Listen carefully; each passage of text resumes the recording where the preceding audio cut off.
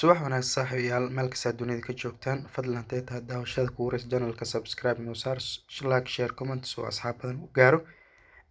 intaa kadib asxaabi horta wax walba horta waa nasiib laakiin anagu markasto boqolkiiba boqol ugunta ku dadaalnaa idinkana markhaatiya ka tihiin because anaga page-keena shaxda soo dhigno boqolkiiba 99 wun waaye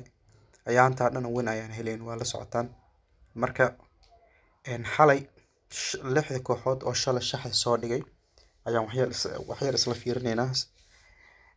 Tottenham iyo Forest sida u jeedaan Tottenham si anoo looska ilaalinayo oo og inay Tottenham awood leedahay oo haddana ka fikirayo kooxaha yaryar inay la saadaalsan karin oo hadda Serie B-da tan ka soo dalacday u jeedaan Premier League ayaa Tottenham waxaa saaray double chance marka Tottenham way badisay 2-0 ku badisay sida u jeedaan Barcelona iyo kooxdan kalena maba ka shaqeyn Barcelona because waxaan ku tashanayay awoodeeda anoo qiimeeyay shaxdeen sheegaysay inay badi karto Barcelona ciyaarta completely ee badi karto sidaasna Barcelona u jeedaan inay 4-0 ay ku badisay waxaa ku soo hartay Real Madrid iyo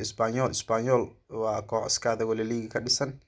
Real Madrid oo away ahna sidaas ay tahay anoo isdhahayo dadaalka muujinayo ayaa Real Madrid saas tahay waxaan saaray double chance saas ay tahay Real waxaa looga hormaray gool ma ida gool ku hormartay soo laga bari wax saxman ahayd kulli ada Real 3 ayay ku dhamaatay 1 waxaa ku soo hartay kooxdan aan jeedaan Paris Saint-Germain iyo AS Monaco waatan looska noo keentay Paris oo isbuucii hore dhiibtay 7 gool oo isdheynay weeraryahanno sida Messi Neymar Mbappe iyo dhammaan dhaxdeeda ilaa daafaceeda oo dhisay isdheynay ay ku horkuftay sida u jeedaan oo laga badi tagaba oo Rigora ayaa awaad ahaan ay u heshay ayayna barajadaas ku keentaba anagana si toos ah badinaysa ayaan nahnay waxa ku soo hartay kooxda Ringa oo aan way badinaysaa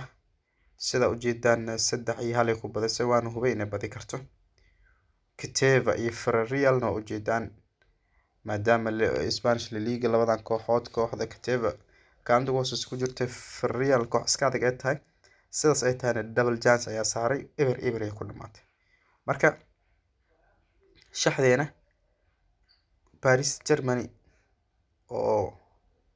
awood leh France Ligue 1 ka dhisada u jeedin ayaa horta looska noo keentay hal gool kaliya dhaleed shaxdeena win ay ahayd macalaasaf marka wax problem ma lahan because anaga intaas soo guuleysanayna marka sometimes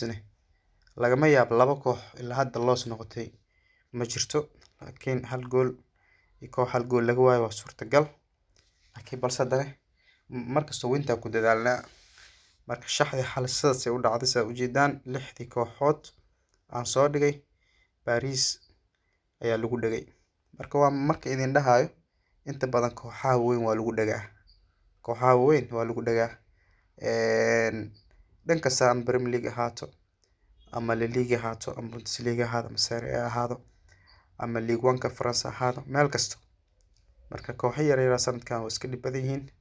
marka ku dadaali doona markasto inay noqoto win idinkana